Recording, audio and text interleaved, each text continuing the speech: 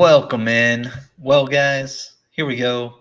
I don't know about y'all, but this week was a lot better for me, fantasy wise, than last week was. I basically did the flip flop of what I did last week. I pretty much only lost in the leagues that I'm actively tanking in. So, yes. Eric, how did your fantasy week go? Still going. Team that Richmond and I co-manage. We are looking forward to the 2023 draft. We'll say we started the season with Breesy Hall, Etienne, and Saquon Barkley, and we just made a trade: Saquon and a late 2 for DK and a mid 1. Okay. I like that. I like that. Richmond, how do you feel about that? I like it. Upgrade at receiver for us, which is what we really need. And then trading away Saquon for hopefully getting one of these nice shiny 2023 running backs. So we're moving up on two fronts. We're in the mix. Gotcha. Well, we are missing Patrick today because he is currently playing soccer, I believe. I think he breaks concussion protocol with that. I think he does too. And plus, this is America, so come on. Yeah. But anyway, guys, last week our flag plants did pretty well. Patrick's with Heineke and Terry McLaurin. They came through. I mean, not like world beaters, but they were solid fantasy output. Richmond, Eno Benjamin did very well in relief of James Conner again last Continuing to week. And crush. I think as long as James Conner's out, you just keep firing up Eno Benjamin. Eric, we kind of did a Cardinals wide receiver off. We went toe for toe. Rondale looked like he started the game pretty well with that long catch, and then it was the Hopkins show after that. So Yeah, you and I were texting about that early, and then I conveniently left my phone. So, looks like it's time to go somewhere else. yeah. But some others we mentioned Damian Harris. We were all very hesitant with him coming off the hamstring injury. Same went for Keenan Allen, who did play but didn't do much. So I mean, guys, hamstring injuries are no bueno. How many times do we have to say this?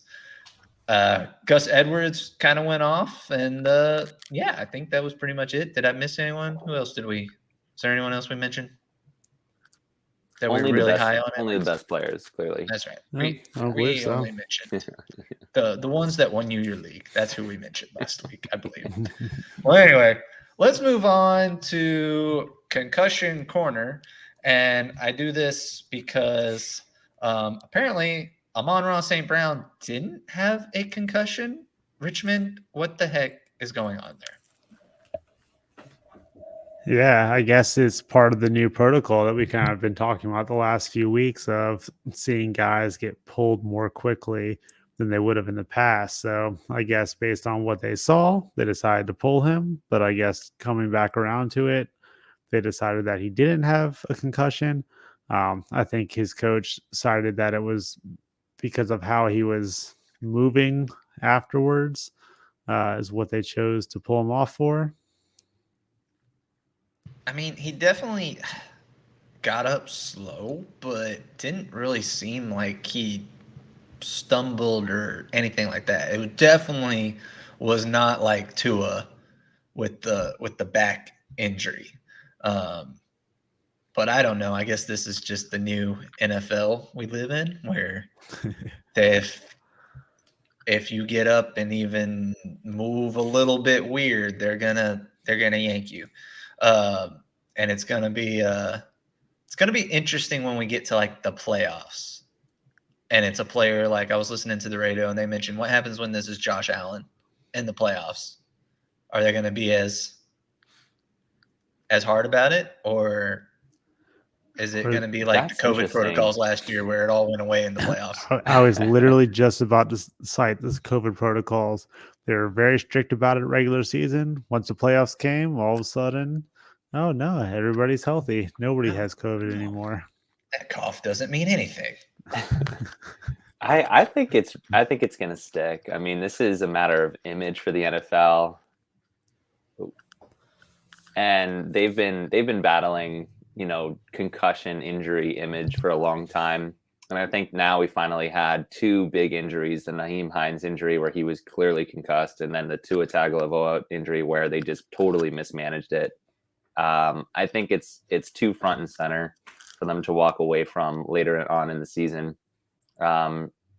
It'll be their chance to show that this is something that they're taking seriously.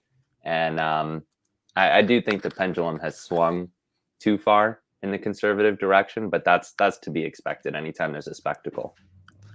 Yeah, I would counter with that. I mean, I think the NFL has an image issue on many fronts. So it all depends on how it's affecting their dollars. Right now, regular season, not affecting dollars as much. Playoffs might affect some more dollars. So I think that's what it comes down to. I mean, we could cite many things about where the NFL chooses to draw the line and not draw the line. Yes. Well, let's move on to kind of a more interesting one. Me and Richmond were talking about this before you hopped on, Eric, but the Bellinger injury, I don't know if you saw it, but he got like jabbed in the face with a thumb and actually had a facial fracture and is having surgery. What? Yeah, great. I've never seen it before. Did he get And so- jabbed in the face like by Iron Man? Like, what is this dude? I don't know. It's like thumb made of? titanium thumb right Yeah, there, because I feel like a thumb would break before the face, Yeah. but I don't know. When they carted him off, his eye was all swollen. Yeah. And Wow. apparently he had surgery. Seems like he's gonna miss probably the rest of the season, I would assume. And it's just kind of sad because he was actually a pretty good pass catcher for the Giants going there, and so it's going to be kind of interesting to see who they turn to next. Richmond, do you have any ideas behind that? Yeah, I mean, my grab of the week is Wandale Robinson. I Ooh. think he is the dynamic player that everybody wanted Kadarius Toney to be. I mean, you can just turn on Wandale's college highlights and watch him spin, juke, duck, dive all around the field, kind of like what everybody saw Toney do last year. So, I mean, we saw this weekend against the Jaguars him take a couple reverses. I think he's a guy they just want to get the ball in open space. So, the Giants are running out of pass catching options. So I think Wandale is going to be one of the ones they really look to force the ball to. I am very happy about what we are seeing from Wandale right now, just because I have a lot of him in dynasty leagues. Because pretty much as soon as you hit the late second and early third, I was taking Wandale. And so I literally just grabbed him in one league. Just give him all the catches. I mean, it might only be the Giants might only throw for 150 yards, but if Wandale has over 100 of them, that's fine. That's fine. I don't care. But anyway, Eric, do you love Wandale? I love me some Wandale. Yeah, I mean, the dude is showing out. He was hampered by an injury earlier, but it's clear that he can handle the target share. So I think that it's really going to be up to Daniel Jones to make this offense efficient and give Wandale those premium targets. But I mean, Daniel Jones is playing really respectably right now, so I think Wandale is a good pickup if you can. And I think if you're a defense, you got to try to key in on Saquon and just stop him. And then, so I think, although Wandale will be kind of maybe the de facto number one receiver, he might not be getting treated as such from a defense when you're just trying to stack the box and stop Saquon. So, yeah, I love it. Well, let's move on to some hamstring injuries and Mr. Unlimited himself, Russell Wilson, who was putting that work in on the plane going overseas to are they in London? Is it London or Germany? London. Yeah. London versus Jaguars this week. They're in London. So yeah, Russell Wilson's going to be ready to go because he did some lunges and some high knees on the plane, guys. So how are we feeling about Russell Wilson? Well, it's the altitude. I mean, it completely affects your training and how it affects your body. So I think, given that he's such a competitor and he's willing to, put his body through the grind like that. No, I think Russell Wilson is a severe, he's a serious, drop candidate in redraft leagues. I think that for a quarterback that has made his namesake for being able to be a magician and escape the pocket, so that he can make a crazy throw to DK or Tyler Lockett.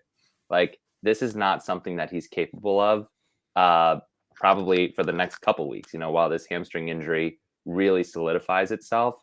And I think, if he's going to be more pocket ridden, then that shoulder is going to have to be, a compensatory skill for him, which is also undergoing treatment. So, I think in redraft leagues, you really have to consider alternatives at this point. In dynasty leagues, you're clearly holding, or likely starting if you're in super flex. But I'm really concerned about his output over the next couple weeks. No, I agree. And something that just kind of popped up to me, and tell me if I'm off base here. Do we think Russell Wilson is just sort of starting to fall apart now? Like his body can't handle. That was my cat. Anyway, Russell Wilson is at your front door, Matt. Apparently he scared the crap out of my cat. I mean, I definitely think it's not his year, and this happens to athletes. I mean, it's easy to say because he's a bit older that he's washed. Eventually he's going to fall into the category of washed, but I don't think he's washed yet. I think he's had a bad run of finger injury last year, shoulder and hamstring injury early to start the season. I have faith in Mr. Unlimited. I think his range of outcomes is, unlimited. But that's what I mean is these injuries are just kind of starting to stack up at this point. I mean, but they're all ones that don't necessarily have like lasting outputs, like an ACL, you would expect a year or two to recover from. Hamstring, this grade of hamstring, he could recover, in a few weeks. The shoulder is a stress reaction, could recover with rest, or in a few weeks. Yeah. Go ahead. Okay. I mean, I think that at this point it might be becoming a mental toll on him. I mean, he is, for lack of a better word, a little bit neurotic. I mean, doing the high knees on the planes. He wants everybody to know how hard he's working. The hand thing last year, having to beat back to beat what the doctor said he could be with coming back. I think he puts a lot of pressure on himself, and I think that after a while, that pressure can take a mental toll when you have to face all these setbacks. So I think it'll be interesting to see how he progresses. Yeah, no, I agree. I just wanted to throw it out there and see what y'all thought about it too. I don't know. He's definitely neurotic. That is factual. Are those commercials real? Those Subway commercials? I think they just go to his home and just they look like SNL bits. Those are actual commercials? I think I don't know. I don't know what they're doing with it. So anyway, let's move on. Sammy Watkins popped up with a hamstring injury again. I think he was on IR for that hamstring injury. Richmond, someone's got to catch passes in Green Bay. How are we feeling about Watkins? I don't know. I guess Aaron Rodgers came out with some statements today about guys who make mental mistakes are going to start getting their reps taken away. So I don't know if anybody's ever accused of Sammy Watkins of being I don't know what the appropriate term here is, but superbly mentally sound. So I don't know. It's going to be interesting. I think where things go in Green Bay and who actually starts stepping up more. We thought Sammy Watkins coming back could be that guy, but I don't know. I don't know if Aaron Rodgers agrees. Who are they going to take reps from? There's already no one there. Yeah, it's confusing. I mean, Watkins only had about 4 targets. I think their most consistent receiver was Aaron Jones. So No. The most consistent was Romeo Dobbs with the drops. He Yes. was consistent, he was consistent. just not positively consistent. He's playing the wrong sport. I mean, he needs to be on defense, I was apparently. about to say switch him to corner. Yeah. Moving on, Darren Waller, limited participant today. Is Waller coming back, Eric? What is going on? It's so tough to say. I mean, you know, an athlete at Waller's age, you know, you're going to get dinged up, and it's very likely that they give Darren Waller, who they consider to be their star, alongside Devonta Adams. It's very likely that they're giving him just veteran rest days. He's so tough to predict. But, you know, given his recent injury history, I wouldn't rely on Darren Waller playing this week. And even if he is playing, I'd be really nervous. You know, I'd probably be, you know, taking one of my flex spots and just putting in a high ceiling guy, hoping to make up for Waller's output. Yeah, I don't really want to play Waller right now. That's until I see it. I don't want to play him. When's the last time Waller had a outstanding game? Let's not say good. When's the last time he had like a star game? 2020? I don't know off that the he's top of had my head, one. but He that's hasn't what had it one feels this year. like. I don't know. I'm looking that up. Literally, I'm like, what? Waller has not been a guy in quite a while. I'll figure this I'm going to out. say week 1, 2021, he scored 26 points. Well, that's right, because everyone was like, yes, this is exactly what Yeah, 19 targets that week. we want from him. And then it just went downhill from there. I mean, he's had 1 touchdown this year. He's had 1 game with over 70 yards receiving, but that was not the touchdown week. He hasn't put together anything this year. Hey, week 9, 2021, he had 16.2 PPR points. And you have proven my point. Thank you. And then yeah. So he's a shaky play if he's even starting, but he really might not. Yeah, don't count on Waller. If Basically, people still have his name in high regard, he might be a sell candidate. if you can, do it. Let's move on to the ankle injuries of the week. We got a lone QB, Ryan Tannehill. Seems like it's a low ankle sprain. He was a non-participant today. Kind of has Malik Willis waiting in the wings a little bit, maybe. So, what's Ryan Tannehill's outlook here, guys? I think he's going to make his way back to playing. I don't know that they're really ready to roll out Malik Willis as the full-time guy yet. I think if they wanted to, this would be the good excuse to do it, but I don't see that happening. I think I saw a play this past week where they had Malik Willis try and take a sweep from Ryan Tannehill and ended up dropping the ball. I guess maybe Tannehill's the one who dropped the ball there, but you got Derrick Henry in the backfield, and then you're going to try and run a sweep to Malik Willis. This offense is just interesting right now. Traylon Burks needs to return. Yeah. But to give some sort of passing threat there. But you know what? They want to keep handing the ball off to Derrick Henry 30 times a game. That's fine too. Mike Williams, nasty high ankle sprain. Eric, how are we feeling about Mike Williams? Yeah, I mean, high ankle is tough, and we see it hamper guys for large chunks of the season. year after year. We saw, Jerry Jeudy really struggle to, be productive at all, even when he did return. High ankle is one of those injuries where if you return too soon, and really we're talking like 3 weeks, like if you return too soon, then it could severely impact your fantasy output for the remainder of the season. And then even when you do come back, it has an impact. This type of ankle sprain involves a joint that you bear your weight on.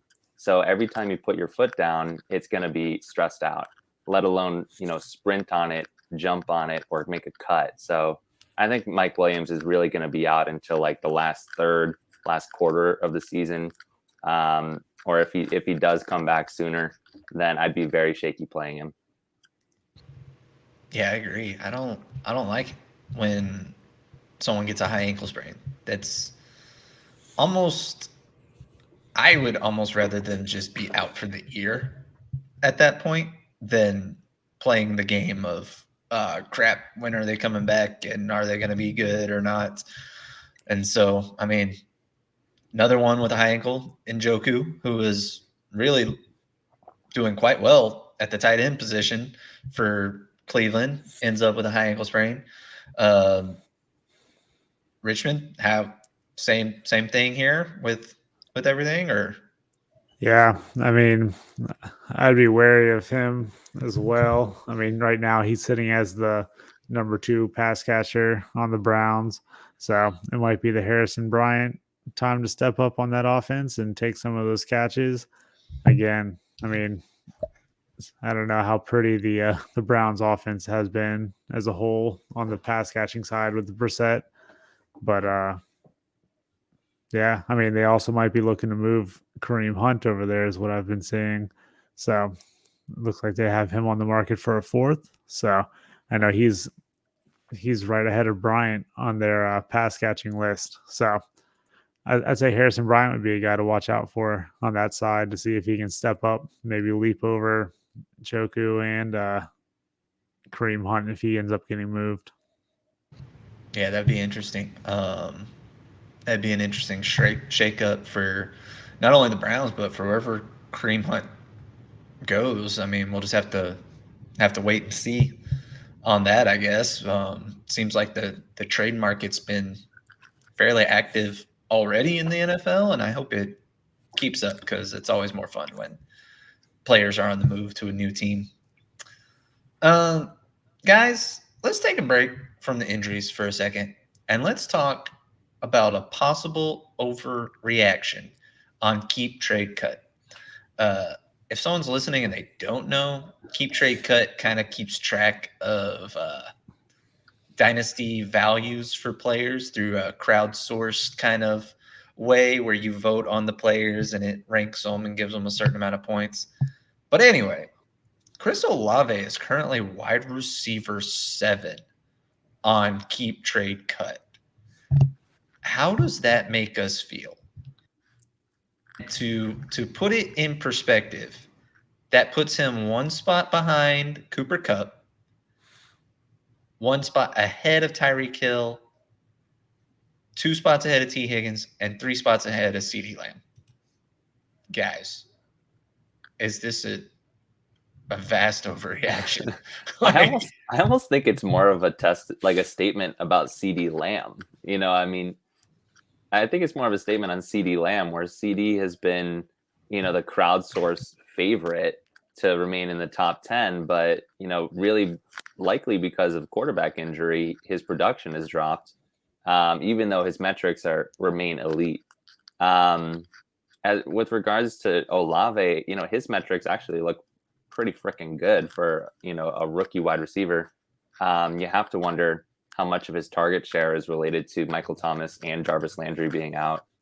But with that target share, he's done really great. So I think that he deserves the bump, but to place him over guys like the aforementioned T. Higgins, CeeDee Lamb, even the Sun God Amon-Ra, who was the early season favorite. I think that it challenges the recency bias, where likely, if you would ask people 3 weeks ago, you would, Amon-Ra St. Brown would have been higher than Chris Olave. Yeah, this. Oh, I'm sorry, Richmond. Go ahead. No, go for it. You take it. I was just gonna say, I think this just goes to show when a rookie receiver steps up and actually is playing, because it's not like Chris Olave is just playing out of his mind like Jamar Chase was his rookie year. I mean, Chris Olave is doing very, very good, but he's so young and doing decent enough that I just feel people are overreacting to it. Like, that's what it is. I mean, he's not going to help you win a championship, I don't think. And he doesn't really have a stable QB situation. They're probably looking to, I mean, maybe take a QB in the draft next year. I don't know what they're They have no first round. So what are they going to do? Roll out Andy Dalton for the next 2 years? I mean, Matt Ryan, Cam Newton, all viable options. oof. Yeah, I mean, he's definitely having what looks to be a trending historic level of a rookie season. I mean, he's making good catches. He's not catching the little dink and dunk catches. He's not a slant boy, Michael Thomas. He's actually catching downfield passes. So maybe an overreaction, but does he have the potential to really own that spot that he's at? I think he definitely has the potential to own that spot. Overreaction for now, but maybe just a prediction of the future and people getting ahead of it. So it'll be interesting to see how it turns out. I mean, he's catching passes from Andy Dalton. So what more can we expect? I mean, right now, I mean, currently Go ahead, he Matt. is the wide receiver 15 in points per game, fantasy points per game, which is good. I mean, that's Really that's good. great. But Yeah. there's other young, talented receivers that are still currently doing better than him, yet have dropped behind him in dynasty rankings. It just kind of blows my mind a little bit. I don't know. Yeah, no, it's definitely a prediction. You know, they're predicting that he'll maintain this and that he'll grow upon this. But you know, if I were, you know, facing if I had Olave on my team, I mean, I had the opportunity to swap him for T. Higgins plus, CeeDee Lamb plus, absolutely. I mean, heck, not even plus. I'd do it straight up. Well, yeah, but with the I mean, rankings, I you mean, have the obviously, if you opportunity get for the plus, get the Yeah. plus. But anyway, any more thoughts on Chris Olave? No.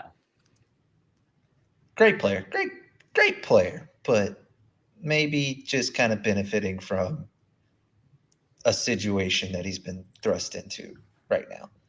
Not unlike Amon-Ra last year, though. So Brandon Ayuk, tons of examples of that. I mean, we'll just have to wait and see.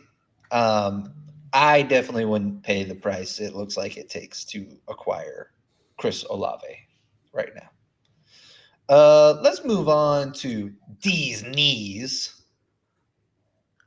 Anyway, the big one of the week, Breece Hall tore his ACL and has some slight meniscus damage.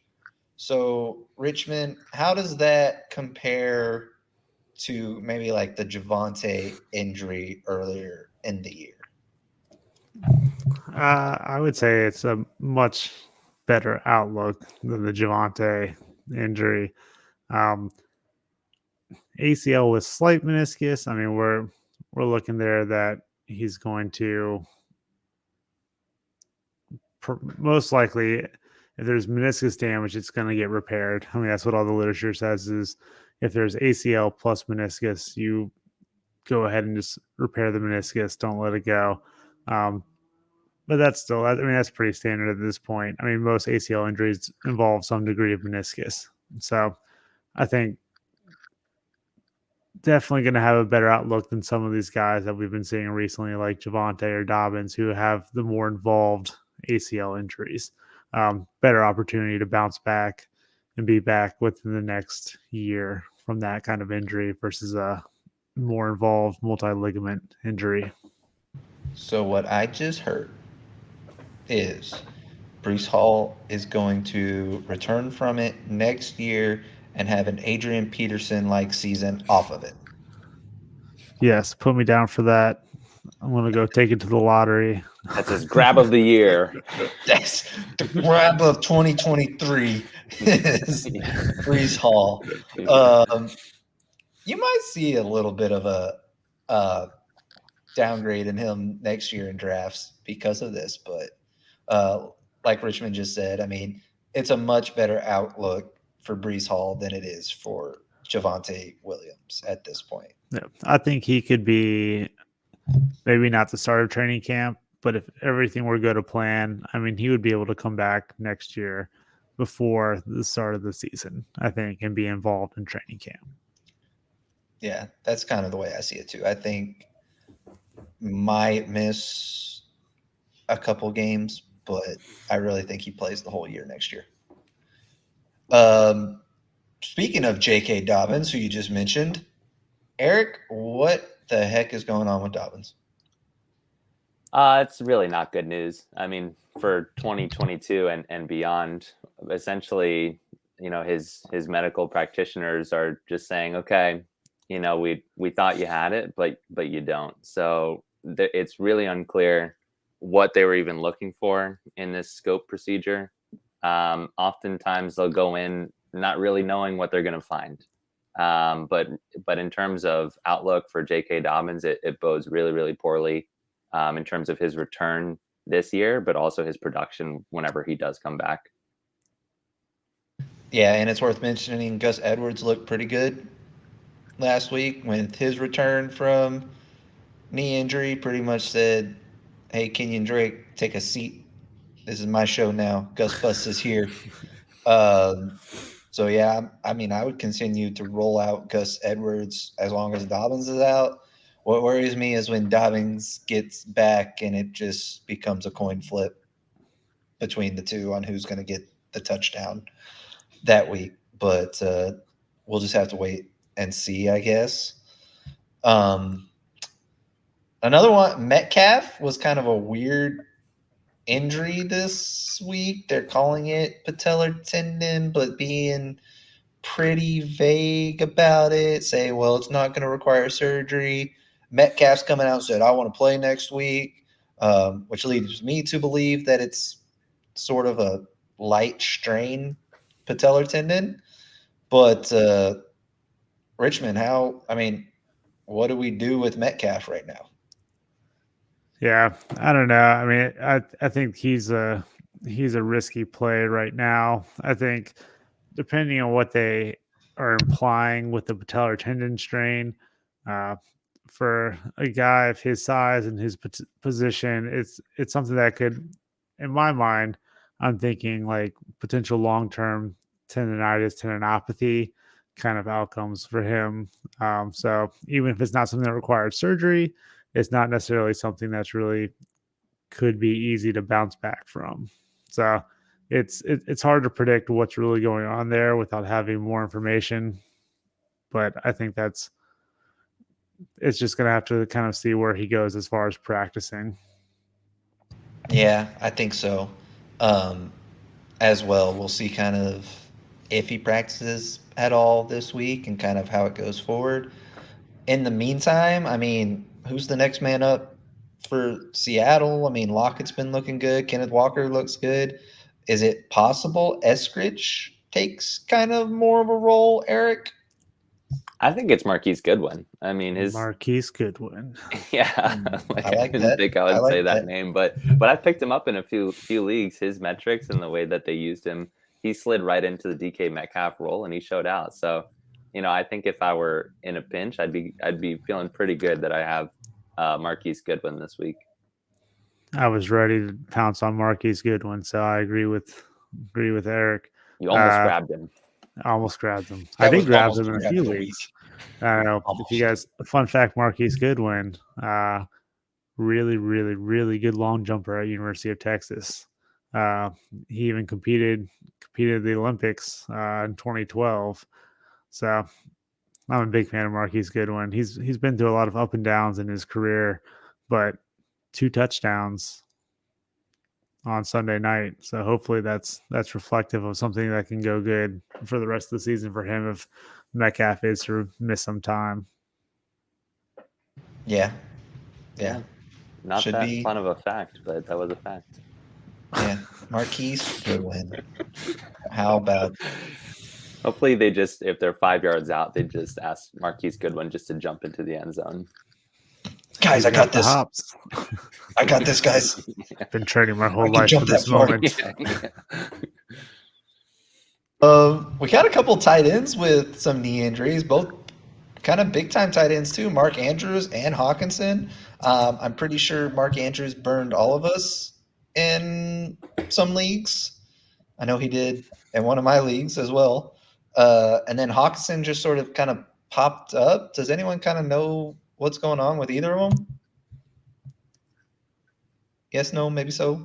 No, they're both super ambiguous injuries. I mean, Hawkinson was not even a participant this Wednesday, which is always a bad sign for his availability on Sunday. Mark Andrews also a not participant. He's listed as questionable, so it seems like they're holding out hope. But his participation level in practice this week on a short week is just not what you want to see. I mean, it's only been just a couple days since apparently where the injury happened. So I'm pessimistic on both of their availabilities. Yeah, Hawkinson hasn't quite hit that level of getting that veteran rest day on Wednesday. Good news is Andrews plays on Thursday, so you're going to know soon. I don't know about y'all, but I can't bench him if he's playing. So I'm rolling him out if he's out there and just saying it'll be fixed. I believe in him. But Hawkinson, you'll kind of know, and I'd be okay benching him depending on the status of Amon-Ra. And worth mentioning right now that Swift looks like he's gonna be back. So, yeah, he wasn't on the injury report this week, and he was a full participant. So maybe we actually get some DeAndre Swift. One shoulder injury, Alan Lazard, who on I think it was Monday popped up in a sling. I didn't see the injury. Did either of y'all see it happen? I didn't see anything out No. of him. And they're keeping it really vague in terms of their description of it. Sounds like they're holding out hope. I mean, they have to because there's no receivers there. It really just seems like it's the Aaron Jones show because Dylan doesn't look good. None of the receivers look good. Rodgers doesn't really look good. That offense looks bad. Yeah, not looking great. I mean, I would think Lazard might miss a couple weeks out of this. It looks like maybe it was like some kind of sublux he had, but it didn't really look like anything. It didn't look like it was too traumatic of an injury. It's something like just watching him, you wouldn't have even realized that he really hurt himself. So hopefully he bounces back. I don't know what poor Aaron's going to do.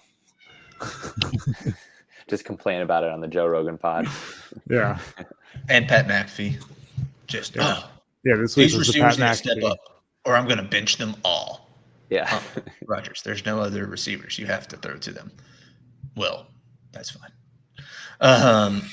Anyway, moving on down the body, we have some foot injuries this week.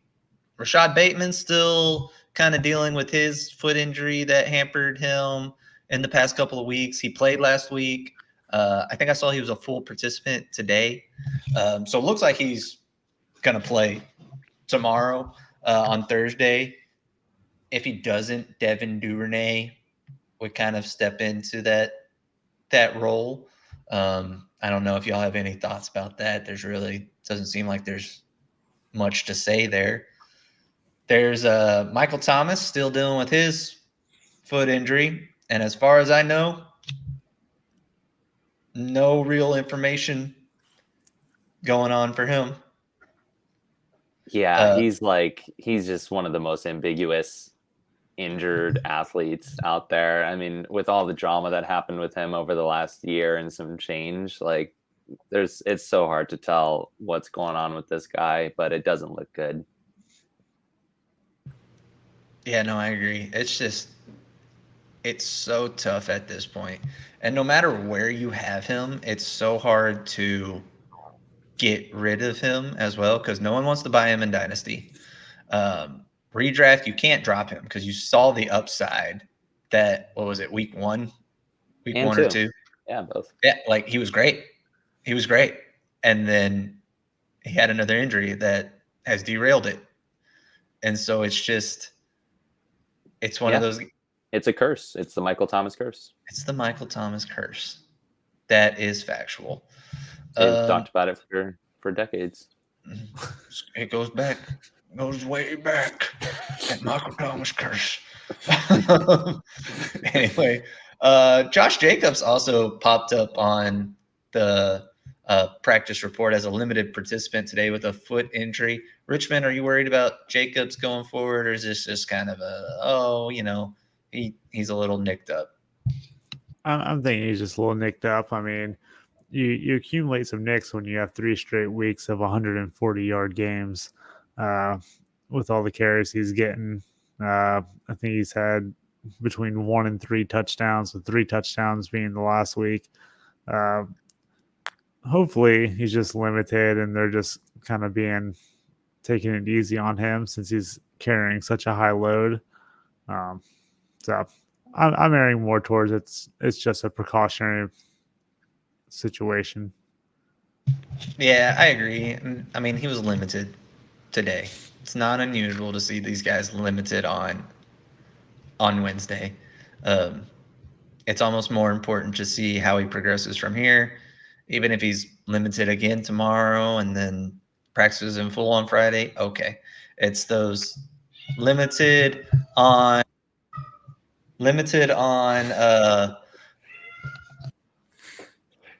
Go away, Russell Wilson.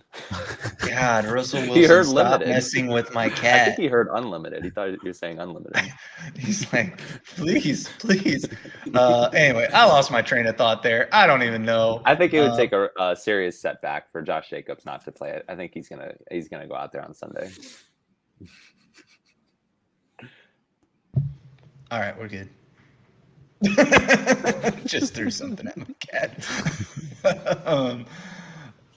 Yeah, no, Josh Jacobs. I think we're good with him. I think it's just precautionary. Anyway, I think that just about does it. I think all we got left. I'm not gonna have trivia this week since, I mean, even though Patrick's last, I don't feel like it's fair to give y'all even more of a lead.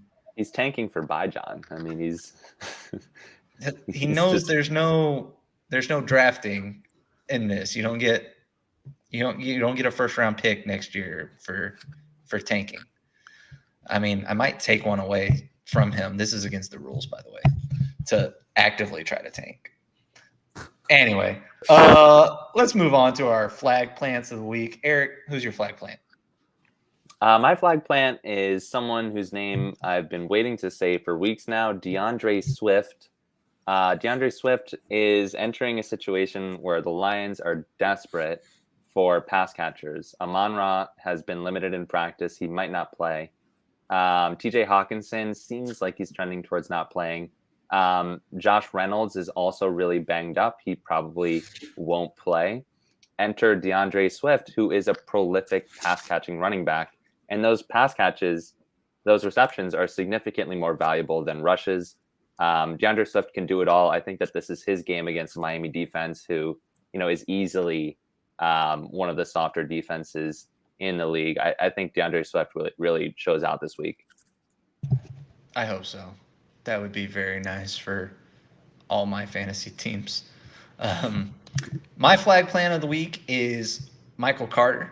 I think he's going to step into that number one role there. I know James Robinson just got traded for there, but I can't see him stepping in on 1 week and really taking a heavy workload in that Jets offense. Michael Carter catches a lot of passes too. He hasn't been bad even with Brees Hall there. Like, he's been playable. So I think his role just expands and he has a really good week. Richmond, do you have a flag plant? Yeah, I want to go with Gus Edwards. I think with Dobbins being out for this little procedure he's having, I think it's Gus Edwards' turn to take over this mess of a backfield. They're playing Tampa Bay this week. Tampa Bay's rush defense has not been what it's been the last few years, where they were for a while a team to avoid unless you had an elite running back going against them. But I mean, Donta Foreman last week ran for over 100 yards against them. So I'm thinking Gus Edwards is going to be able to fare pretty well against them. So he's my flag plant of the week. Nice. Well, guys, that just about does it. Eric, do you want to tell people where they can find you? All right. I am the Nighthawk PT. You can find me on Twitter at FF_Nighthawk. Richmond? Cool. I'm RP Laterio, DPT on Twitter. You can follow me there for some physical therapy related things, some track related things. We just had our first official week of track practice this week. So it's going to be a little bit more overloaded than usual with track information. But it's a good follow anyways. Nice. And I'm Matt at Fantasy Ferret.